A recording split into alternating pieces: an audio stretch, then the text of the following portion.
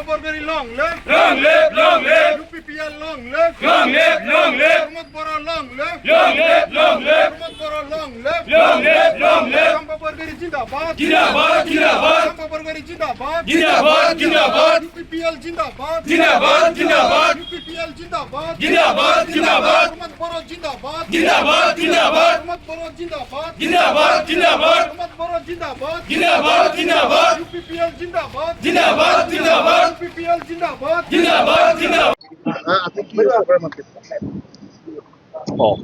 মই UPPLত যোগদান কৰাটো 13 মাহমান হ'ল আৰু কাম কৰিবৰ কাৰণে মোক সুযোগ দিছে UPPLৰ সভাপতি BTC শ্ৰী প্ৰমোদ বড়ো ডাঙৰীয়াই মোক সৰ্বজৰা সমষ্টিৰ ইনচাৰ্জ হিচাপে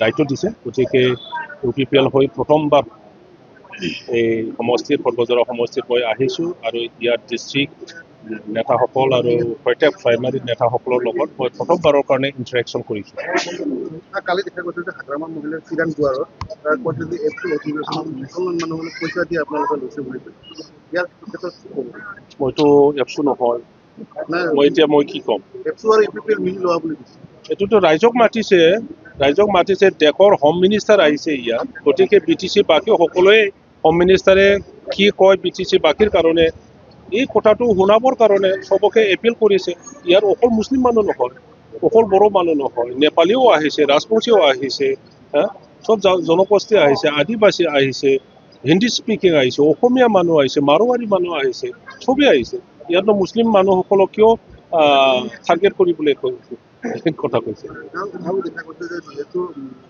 আপোনালোকৰ UPF আৰু UPPLৰ এটা মিত্ৰতা হোৱাৰ কথা কৈছে মানে গোটেই এটা টিম হোৱাৰ কথা কৈছে দুবাৰ চলি আছে ইয়াত কিমান দূৰ ইয়াৰ সম্পৰ্কে কোনে কৈছে কোৱাটো কৈছে হাগ্ৰামা মহিলাই কৈছে যে মোৰ লগত আলোচনা হৈছিল এপটোৰ লগত প্ৰমোদ বড়ো আৰু মোক একেলগে এখন টেবুলত বহালে আমি মিত্ৰত কিন্তু আজিলৈকে বহোৱা নাই বুলি কৈছে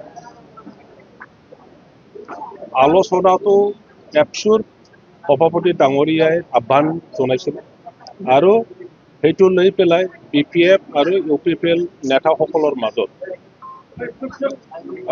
3বাৰ মান আলোচনা কৰা হৈছিল আৰু সেইটোকে লৈ পেলাই হাগ্ৰামাৰ যিটো ৰিয়েকশ্যন যে তেখেতৰ কয়েকজন ইউডৰ নেতাসকলৰ দ্বাৰা যিটো কথা ক'লে আপোনালোকেতো শুনিছে সবে BTC বাকী দেখিছে প্ৰহ্লাদ বসুমতাৰী কাষ্টম বসুমতাৰী সিহঁতৰ দ্বাৰা নিজৰ মনৰ কথাটো ব্যক্ত কৰিছে মানে এইটো একো নহয় যে BJPৰ পৰা অক্সিজেন লৈ পেলাই UPPLে চৰকাৰ গঠন কৰিছে এতিয়া অক্সিজেন নাইকিয়া হ'ব যেন লাগিছে ইয়াৰ কাৰণে BPFৰ অক্সিজেন লৈ পেলাই যাই থাকিবৰ কাৰণে সেই আলোচনাটো কৰিছে এই কথাটো কৈছে গতিকে তেখেতে মিলন হোৱা বা একগোট হোৱা এইটোতো নিবিচাৰে আচলতে তেখেতৰ হাগ্ৰামা এই ক্ষেত্ৰত আচলতে গেম খেলিছে নেকি এলায়েন্স নহওক যাতে এনেকৈ কৰিছে সেইটো তেখেতৰ ষ্ট্ৰেটেজি আমি এতিয়া UPPL ফেমিলি হ'ল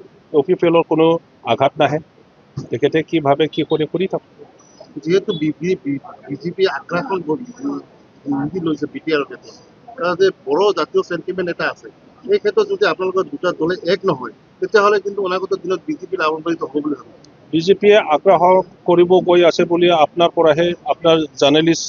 জাৰ্নেলিষ্টৰ মুখৰ পৰাহে মই শুনিছোঁ যিকোনো খবৰৰ বাবে যোগাযোগ কৰক 7099017330 লগতে 7099017110 নম্বৰত